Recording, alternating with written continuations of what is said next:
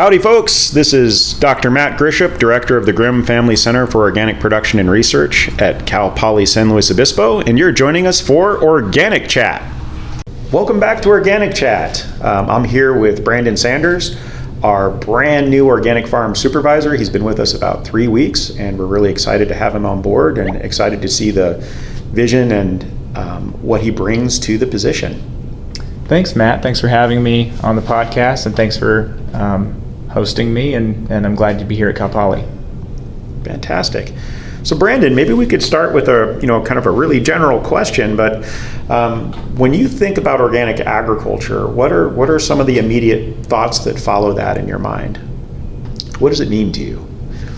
I would say that diversity is a big key to organics in general, and you can decipher that in multiple ways or define it in multiple ways, whether that's with cover crops or diversity of some of the cropping systems with multiple crops on some of the smaller acreage farms that are leaning into organics, or even biodiversity through insectary strips and perennial hedgerows are key portions of some of those systems on medium scale to small scale operations. I think soil biology, diversity, there's just diversity in every corner that you look in. And not every farm has every type of that diversity, but it's definitely a prevalent part of the organic model, I'd say. Yeah, it's interesting. So you bring up diversity, but it's almost like a diversity of farms with diversity within them, right? Absolutely. Like almost like a fractal or a reflective meta pattern. That's pretty cool. So you're brand new here, obviously. What are 2 or 3 things that you really would like to see happen here at the organic farm? Given you've been here 3 weeks, and obviously we've been talking about things, but if there were 3 things that you could just make happen, perhaps, what would they be? I would really like to see a strong emphasis on cultivation. Okay. That's a really important aspect of organic production. I'd say at all levels, all sizes of production, typically lean into that. I'm speaking specifically to annual vegetable crops or just annual crops in general. I can't speak to perennials as much, but yeah, I'd like to see more tillage tools, more cultivation tools.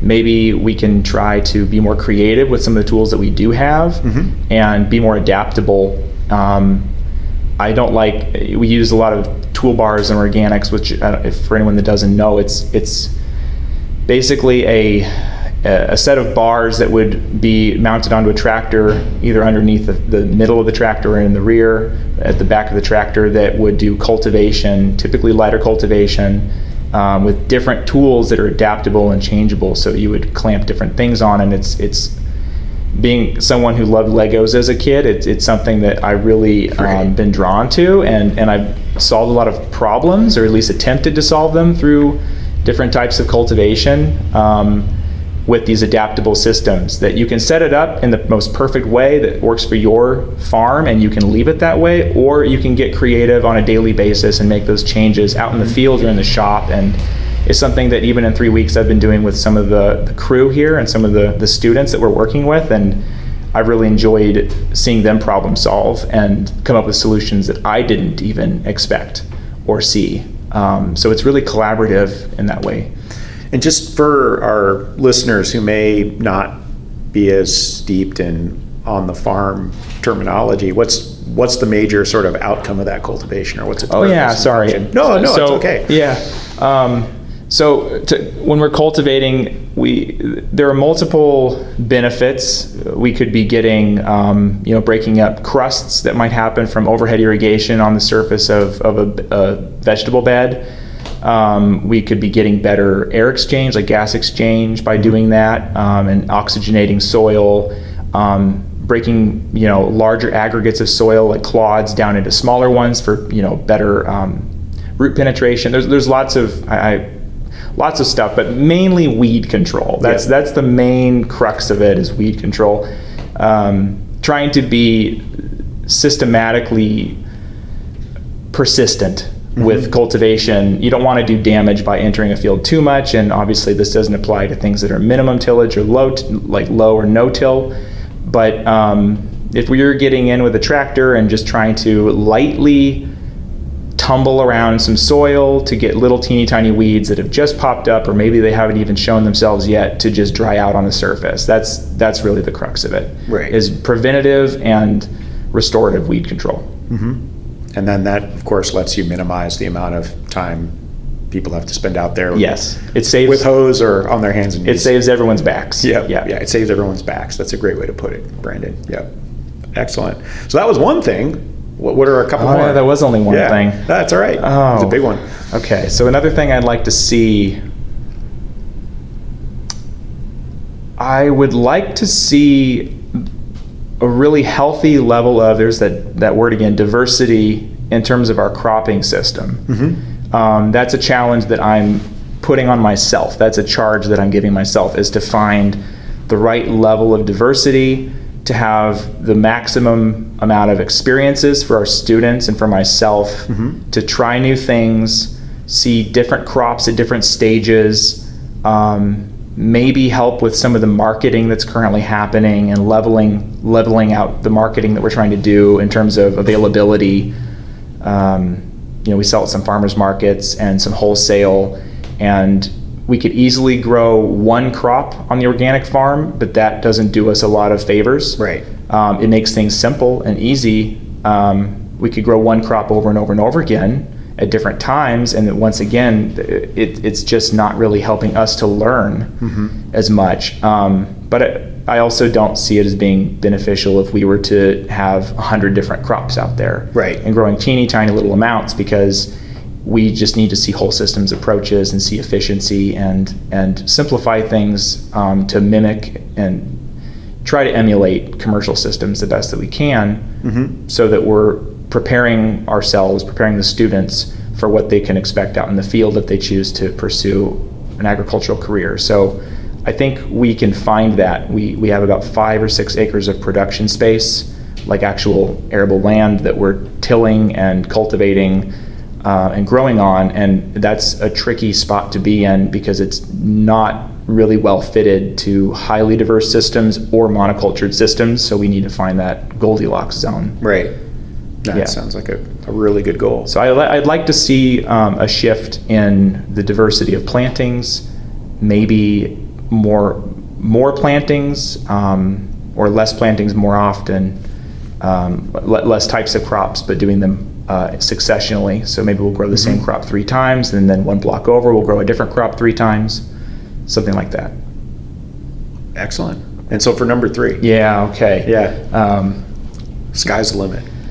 Whew. I think I would like to see myself integrate into the systems we have and maybe bring some of my past experiences and the systems that I've created or adopted through my career and see a blend of those systems here at Cal Poly, and finding that appropriate amount of mixture. I'd also like to see the students and the crew that we have and all the future students and crews that I will meet imprint on me, and I want to see what they can teach me, because I'm already learning a lot. Like, there are so many ideas floating around, and I want to really foster an environment that allows for that free-flowing conversation to happen. And there's just as much for me to take away from the students and the crew as the other way around. Especially if you add them all together, there are tons of ideas and lots of experience, and you don't have to be a farmer to know how to do the right thing in a farming situation. Sometimes it takes a non-farmer to see the right answer, because we get stuck in what I did last week, or what we did 2 years ago, or what my past employer did, or what my dad or my grandfather did. Like, okay, but is this then? And it's not. This is now. This is here. This is us. This is a different situation. So we have to think for us in the now, and I think the crew's doing a great job at helping me to do that. Yeah, I really appreciate that reflection on something that in some areas people will call beginner's mind, or in other areas people will call it a fresh perspective. But it is funny how locked in we can get into the, this is just the way we do it. And it really blinds you to sometimes simple solutions that, can be real game changers. And as an instructor myself, I'll say, yeah, you learn at least as much as your students always. Really, honestly, I typically feel like I learn more through those interactions. So it's really cool to hear you sort of reflect on absolutely. that. That's a great, as we are an educational institution, that's really our number one priority. Yeah, ag innovation is slow. It is. And sometimes the micro innovation just on a farm can far outpace macro innovation on the industrial scale, the industry as a whole, as long as you're open to it and you keep your mind, sharp and open to those possibilities. Yeah. So you alluded a little bit in your third point about your previous experience. So maybe you could talk about that a little bit. I mean, what were you doing before coming to us here at Cal Poly? Yeah. So I operated my own farm. I had about 4 acres of vegetables that I was farming. I was selling them locally. I had some school district accounts. That was a good chunk of it. So it was small wholesale. I did some direct sales to grocery stores.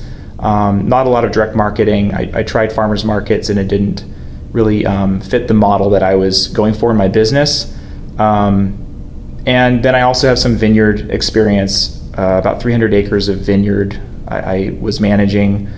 And then before that was college, where I also did something sort of similar. There was a campus market garden that I ran as a lead intern. And then some other students and I put together a cooperative off of campus where we were growing vegetables cooperatively in a neighborhood, rural residential neighborhood, and selling them back to campus. That was kind of where I got the bug. Mm-hmm. But I do come from an agricultural family. Like I have an ag background from before all of that, and I grew up in the industry. But definitely I've taken different turns through the industry, kind of weaving in and out of different aspects of agriculture, even like ranching and some other things. I've done a little consulting, worked with some chef's gardens and things like that in SLO County, and that was mostly all done while I was operating my own farm. That farm, I had 4 acres, but I only grew about 8 crops, so it was minimally diverse compared to other 4-acre operations. I just wanted to try to do my best on a few crops, and I grew mostly storage crops because it was hard to watch things go bad if I was growing too much of them. So I focused on growing storage crops like onions and potatoes and sweet potatoes and winter squash, and I would store them and I would sell to those smaller markets slowly, and kind of spread out the sales, but simplify my growing and my harvest season. Right. And then, correct me if I'm wrong, you had some deeper relationships with some of the local public school districts as well, right? Yeah, so I approached Aaron Primer, who is the San Luis Coastal School District Nutrition Services, the food service director. Okay. And that was at a mixer that was put on through at the time there was a Farmers Guild locally, a branch of the Farmers Guild, and we put a mixer on. I was part of the planning committee, and I met Erin, and I had a bunch of watermelon. She's told the story on other podcasts and things that she loves to let everyone know how this all came to be. It was pretty fun. So I had some watermelon, and there were large watermelon. Most people are selling little icebox watermelon that are tiny. I wanted to grow these heirlooms that had seeds, and they were like 40 pounds each. I didn't know what to. Moly. Yeah, I didn't know what to do with them because no one wanted to cut into them. We bought a 15-pounder last night, and that's it's a lot. Yeah, but they were longer. A lot of the heirloom varieties were longer because they would ship better, and you could stack them. They wouldn't roll all over the place. And so you can get a chef's knife across it. So I'll just go down memory lane telling the story. So you can get a chef's knife across it. So I saw that it's processing-wise, they're pretty easy to handle, but there's just a lot of it. So you need a reason to cut into 40 pounds of watermelon. It probably yields out about 30 pounds of flesh. Right. So I had approached her, being the only food service director that I had face-to-face contact with, and thought like, well, I'm growing this very healthy, nutritious, low input, I'm not spraying herbicides directly on it or anything. Like I have this really healthy product that I would love to share with people, the right people who can benefit from that, and kids who better than kids. So I approached her and she liked the idea and she tried it, and then that just went on for several years. I just started selling watermelon to San Luis Coastal, and that branched out into, I got to know the local co-op of food service directors, and then it just kind of went from there, and then other crops got involved and other school districts got involved. And so for a little bit I was sort of like a school district farmer, which was really fun. And there were maybe 4 districts, 4 or 5 all in all, some large, some small, that I was selling to in different capacities. So that's something I think that Cal Poly has the possibility of. There's already some institutional sales, and I think there's a really nice marriage there between institutional buyers and a university who is an institution to make some of those connections. So nice. That's great. I'm going to have to look for one of those watermelons now, because that is always like the big, what you mentioned, being able to cut with a chef's knife, because like the one last night, we had to do a couple passes. Yeah, you have to kind of cut from one side, like that, or turn it around. Go get the machete, It's no, the one I was growing was Charleston Gray. It's Gray. A southern variety, and it's seeded because I like seeded watermelon. They do, in my opinion, they taste better. I am 100% with you. In fact, that's why we bought the watermelon last night. We saw the crate it was in said seedless. I was like, eh. And then my wife pointed out that, oh, look, no, they're seeded. Right. It says on the melon, and well, because they taste way better. Yeah, I mean they're breeding for flavor or other, they're breeding for sugar content. They're breeding for texture. They're not breeding to just get it to be seedless and then kind of trying to reinvent the wheel from there. And how are you supposed to have your summer watermelon seed spitting contest if you don't have seeds to spit? Right. What else is going to go into a spittoon these days? Right. Yeah. So big proponent for bringing seeded veggies back. There were only like 12 inches, maybe 15 on the largest ones around, but they were maybe 2 feet long. Wow. So really efficient. Yeah. Just you have to want 30 pounds of watermelon. In my time here, we haven't grown any watermelon. We have grown some Korean melons and other things on the farm, but that might be something to consider. I won't say that shipping them wasn't a nightmare. Yeah. Especially on a small farm, on a small scale. I didn't have the infrastructure, and I was kind of piecing it together. It wasn't the easiest thing, so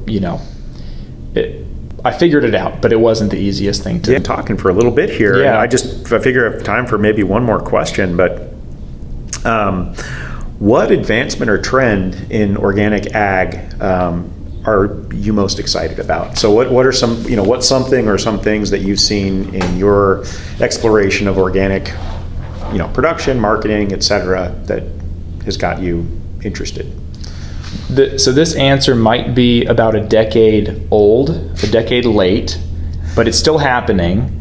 And I know that what I should be saying is something to do with new technology that's coming out, and there's a lot of it. There is new innovation, there's a lot of robotics and sensor systems that are helping with really like the minutia of weed control and accurate spray systems. But really it's at that medium to small scale level.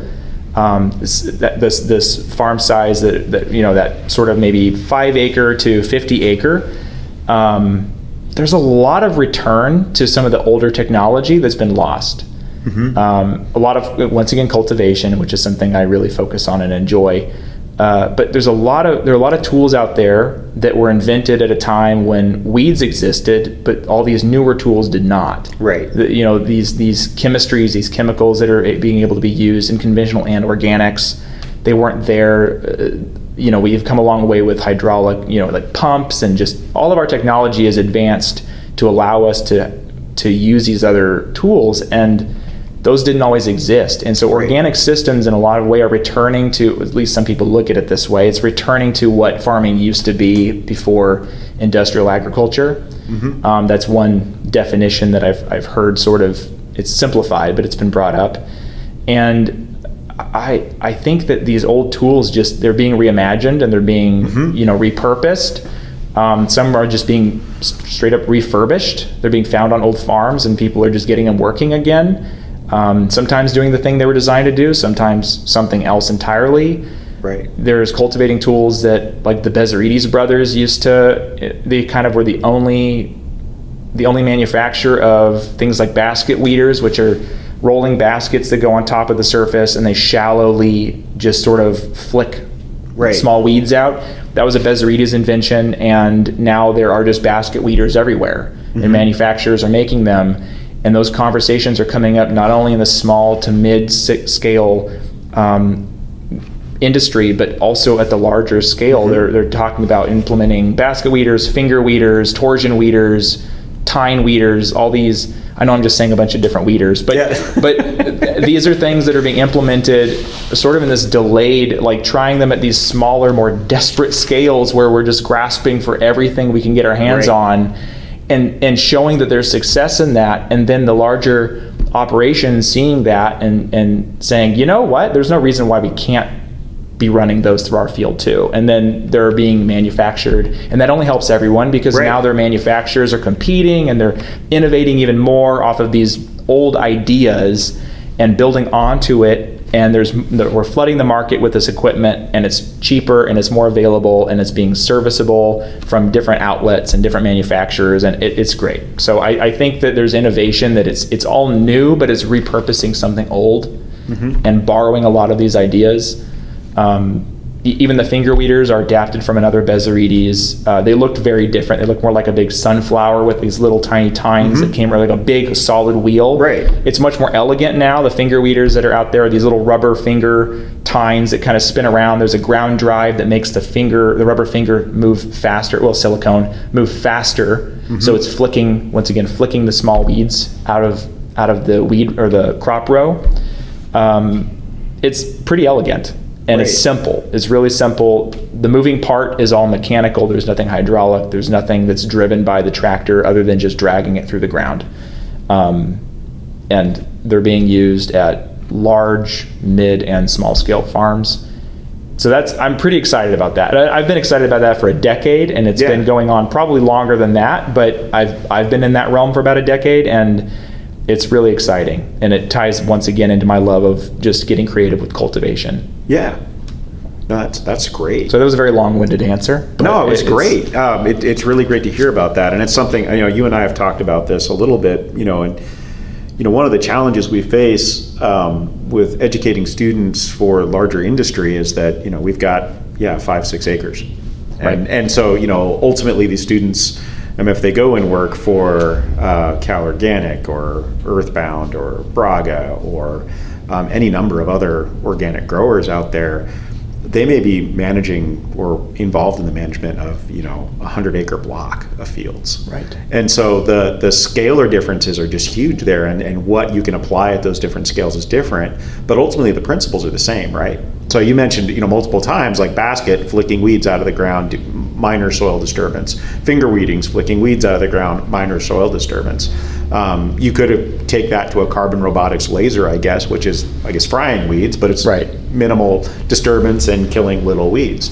So that's the principle. It's really, how do you apply that principle, right? And that's something that I really got to thinking about when you were talking about, these applications of simpler or, more appropriate technologies to these problems that we've had as long as we've had farming.